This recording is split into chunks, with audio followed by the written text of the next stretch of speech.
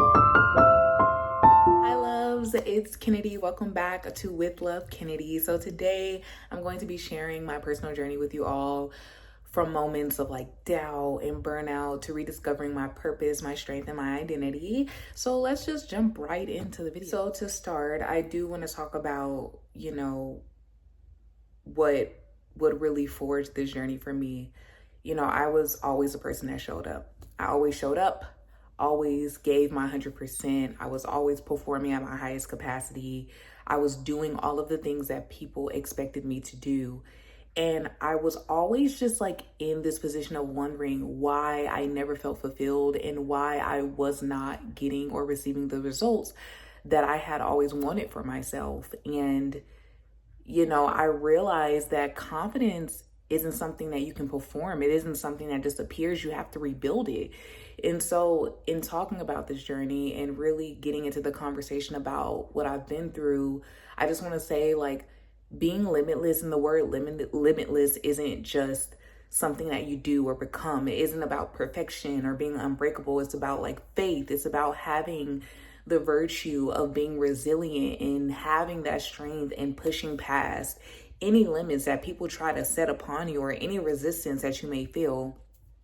So, as we progress into this video, I really hope that there is someone that I can inspire out there and someone I can motivate out there who's going through a similar experience and who's feeling similar emotions. So as some people know, I did go to NYU for undergrad in 2017, and I've spent most of my adult life back and forth living in New York, mostly between Houston, Texas, and here.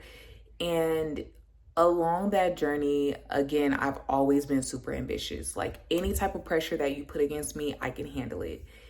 And I ended up leaving school early, which was like very discouraging because I've always been someone that was just like super into academia and very intellectual and intelligent. And, that was something that I really had set in my milestone goals, and it didn't happen. And so that did hit a level of discouragement into like my heart and my mind. And so from that point, I was like, you know what, like I'm going to keep progressing forward. Like I'm going to keep on in this journey of like achieving my dreams of being on Broadway and personal training and starting my own business. Like these are all things that I am going to pursue. And so I went home when COVID happened, and I started to, get a sense of autonomy as an adult because I was now out into the real world on my own.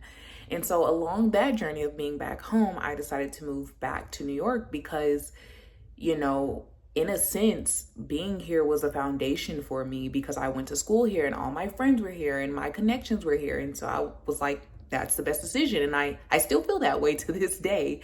So I moved back to New York, and I was working. Like I was auditioning. I made it to the last round for the New York Knicks. I was booking jobs. I was working with big name producers and choreographers, and I was making so much money. I was stable. I had a little like studio in Lower Manhattan, rent stabilized. Like things were so great. And I come from a family that is very dynamic. Like they're very strong. They have a lot of power and resilience when it comes to doing the things that they want to do. And I have definitely learned and adapted a lot of those qualities.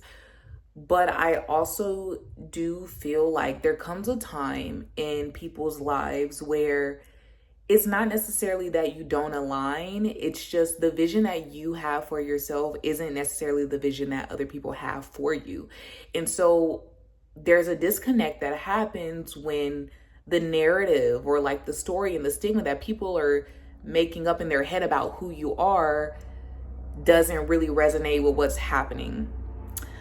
So that happened along the way when I had moved back to New York, and I found myself in this relationship that I really, really loved. And along that way, I started to lose a lot of things. And I was always wondering, like, why? Like, what am I doing wrong? Like, I'm so diligent about making sure things are done on time. Like, I'm a very responsible person. And so I was just so confused because it kind of felt like my life was falling apart around me, and I couldn't really pinpoint why and how.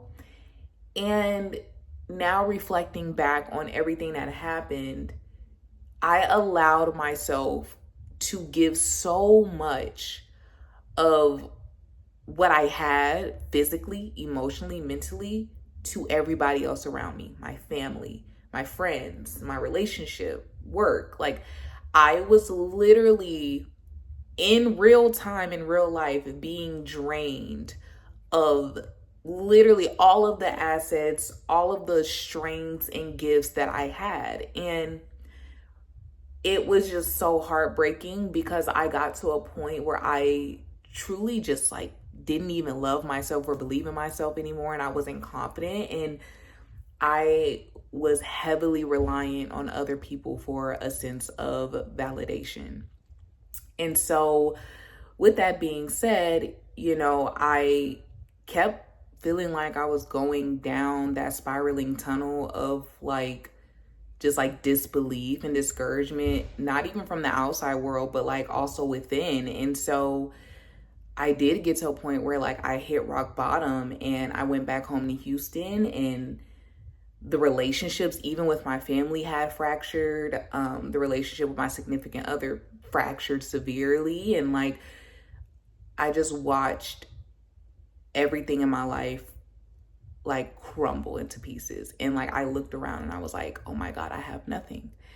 And so I came back here to New York about a year and some months ago, and I was like, I'm gonna build this thing back up from square one.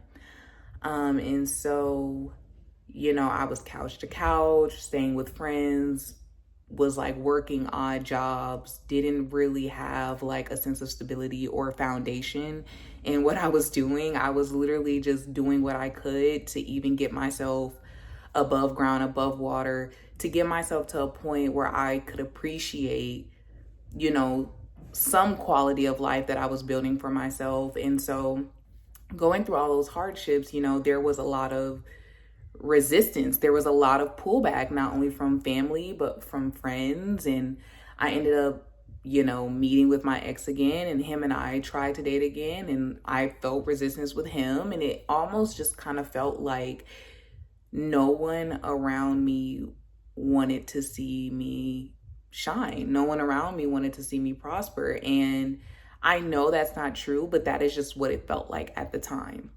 And so standing here today, I'm just like looking at myself, and I'm just so proud of the person that I've become in this moment. And so to me, being limitless doesn't mean doing everything or being capable of being successful in everything or thriving in everything.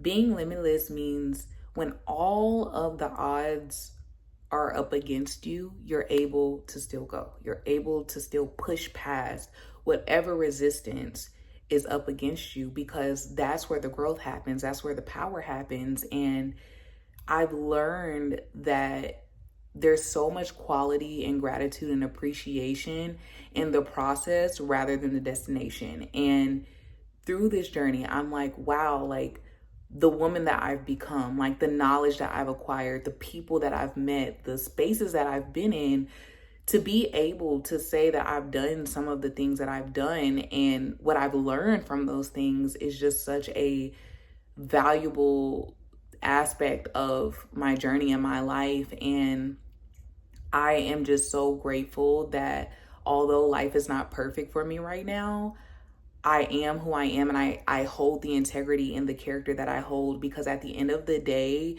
who you are is who you have to live with. And so you can always change your external circumstances, but you can never change the character and the lessons and the experience and the things that make you you. And so I'm here to say, if you're in a place where you feel like you're trying to rebuild and you're trying to get yourself started back up, start small. Trust yourself, trust the process. Know that everything will happen for you that you want and that you attract, as long as you take the steps to really get yourself far. You have to truly believe in yourself, and you have to have faith when literally no one else around you have faith. So you have to continue to keep your eye on the prize, stay focused on God, whatever higher power you believe in, stay focused on yourself, and always remember that the life that you have is the life that you can create and the life that you are creating. And so always just remember that, you know, the power is in your hands as long as you're resilient and as long as you learn the lessons that you need to learn as well, because a big part of that is like also gaining from the experience the knowledge that you need to have, so that when it comes up again, or like whenever you're faced with the same challenge, you'll have the acquired knowledge and wisdom to be able to overcome that same obstacle that presented itself years ago. So I don't know who is going through the same situation or these same feelings, but again, start small, move with faith, and remember who you are. So if this message spoke to you, please subscribe to my channel, share this video with someone who may need this video that you know, and join me for more conversations about strength, faith, feminine power, and creating that limitless energy over your life. And this is just the beginning of the luxury movement. So until next time, keep glowing, keep growing. With love, Kennedy.